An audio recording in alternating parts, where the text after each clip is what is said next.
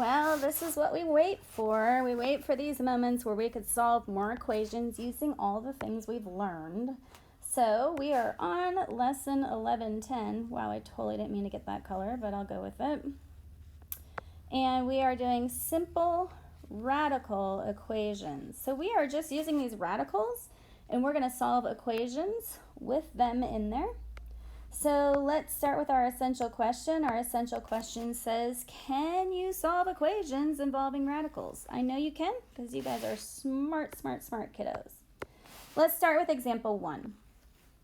To get rid of a radical, this radical right here, I know I can square it. Well, this is fun because 120 squared, we might need our TI-84. But this will totally negate the radical. So we literally just have 3x over 2, and I know that 120 squared, if I think about it, 12 squared is 144, and I'll probably have to add a couple zeros on there. So I know that 120 squared is 14,400. So now we're looking at this blue, and we're just going to go ahead and solve like we would solve any equation. We're going to multiply by 2 first, and I'm going to start working over here. When I do that, the 2's cancel out, and I get 3x is equal to 28,800. And those divisibility tests might help you out, but guess what? You can use a calculator. So we're going to divide each side by 3. And I know that x is equal to 9,600. Now, it's always a great idea to check, and we want to go ahead and put it back into the original. So I'm going to check it. I'm actually going to check it in black right up here. So if I have 3 times 9,600 divided by 2 under a radical, I literally can put that right into my calculator and find out that is equal to 120. Or you can continue on and know that this is 14,400 and that is equal to 120. So always a good idea to check. That's just a quick reminder for you. Let's look at example 2. Like absolute values, we need to get rid of everything around the radicals. So for example 2, the square root of 6x minus 2 minus 3 equals 7. Your gut's telling you to get rid of that 3 by adding it to each side.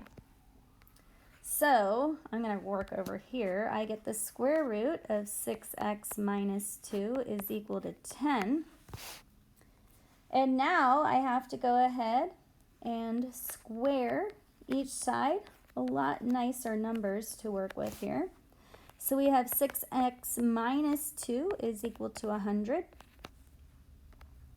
And let's continue. We're going to add the 2 over.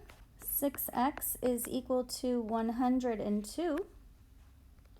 And in this case, when I divide each side by 6, again, just use your calculator. X is equal to 17.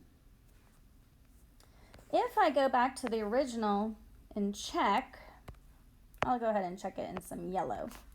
If I have the square root of 6 times 17 minus 2 minus 3 equals 7, we can go ahead and do that work.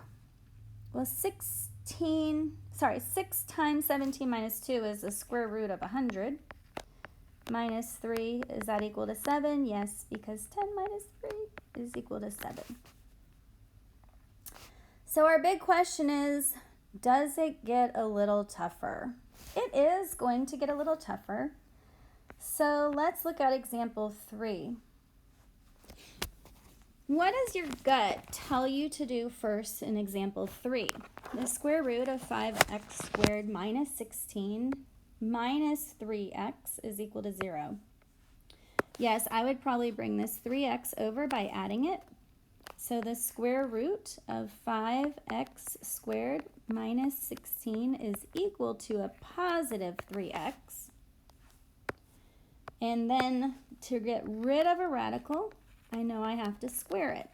Again, I'm going to start working over here. Sorry, I'm running out of room on my little notes.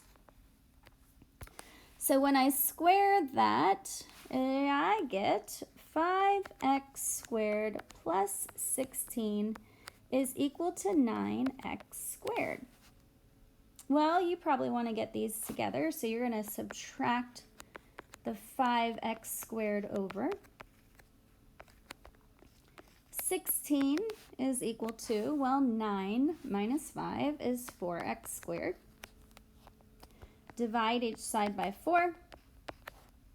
X squared is equal to 4, but anytime I solve for an x squared, I know when I take the square root of each side, I need a plus or minus 2. So this is probably a really, really, really good one to check, because I'm having the gut feeling that one of these is not going to check through. So,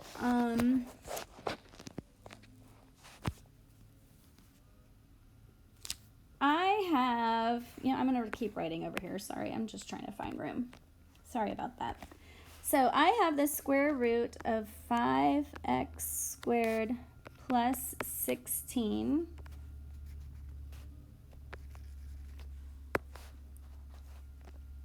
minus 3x is equal to 0. So let's see if these check through.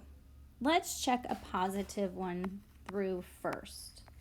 So I have 5 positive 2 squared plus 16 minus 3 times 2 is equal to 0.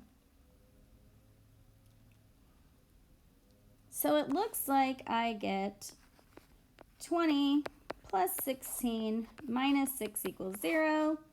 Does the square root of 36 minus 6 equals 0? Well, it does. So this one checked through. Positive 2 checked through. So let's go ahead and check through that negative 2. I'll do that in green. Square root 5 negative 2 squared plus 16 minus 3 times negative 2, is that equal to 0? Well, just like the other one, this is going to be the square root of 36, but notice this becomes plus 6. And this is why I told you it's a great idea to check through, because notice that 12 is not equal to 0.